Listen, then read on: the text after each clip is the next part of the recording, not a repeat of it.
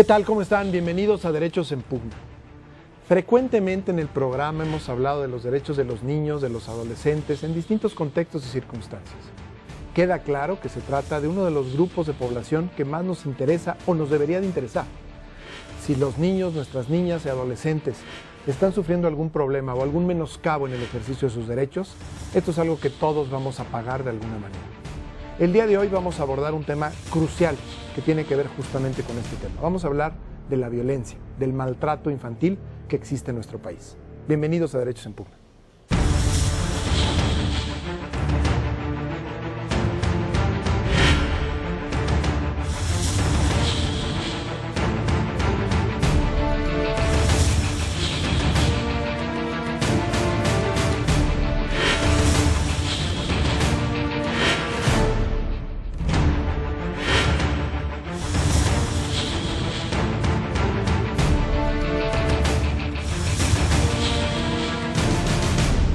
Y justamente para hablar de este delicado y importante programa, la violencia y el maltrato infantil, están hoy aquí conmigo en el programa la licenciada Nacheli Ramírez Hernández. Nacheli, muchas gracias. No, gracias por la invitación. Ella es la coordinadora general de RIDICI, Intervención Social SC. Es una organización que trabaja en la ciudadana. Defensa de derechos de niñas, niñas y adolescentes en México. Ahorita nos platicas un Claro poco del trabajo que han hecho.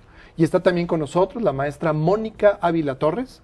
Mónica es la directora ejecutiva de Asuntos Jurídicos, justamente de Desarrollo Integral de la Familia del Distrito Federal.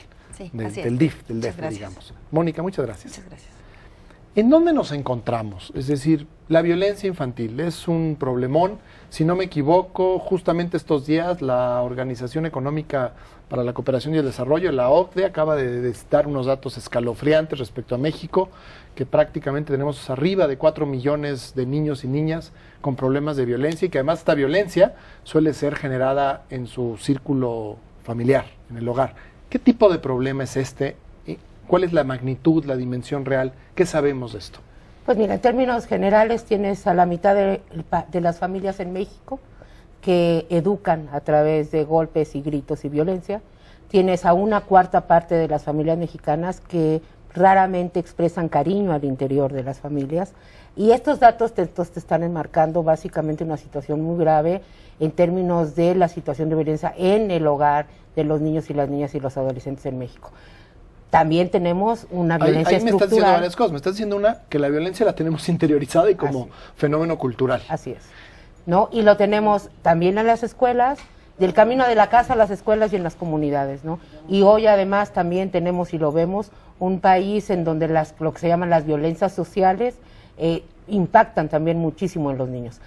Un ejemplo, Atatlaya, que es de lo que tenemos más reciente, a una niña de 15 años, víctima de explotación sexual, una adolescente de secundaria, cooptada por el crimen organizado, como muchas otras lamentablemente en el país. Esos son los extremos de la violencia que tenemos, ¿no? Desde la nalgada, naturalizada como correctiva, hasta cuestiones como la que te estoy diciendo, o los primeros lugares en pornografía infantil, y que son violencia igual para la infancia, ¿no? Entonces tenemos desde, digamos, manifestaciones de la violencia muy naturales en nuestra sociedad o que la gente no acaba o acabamos de percibir como algo negativo. Sobre todo en la familia, ¿eh? Ahí hay una naturalización terrible de la violencia, porque justificamos la violencia en términos educativos. Entonces, por ejemplo, tenemos una ciudad de México en donde si tú golpeas a un perro, este año se modificó la ley en el Distrito Federal, puedes ir a la cárcel.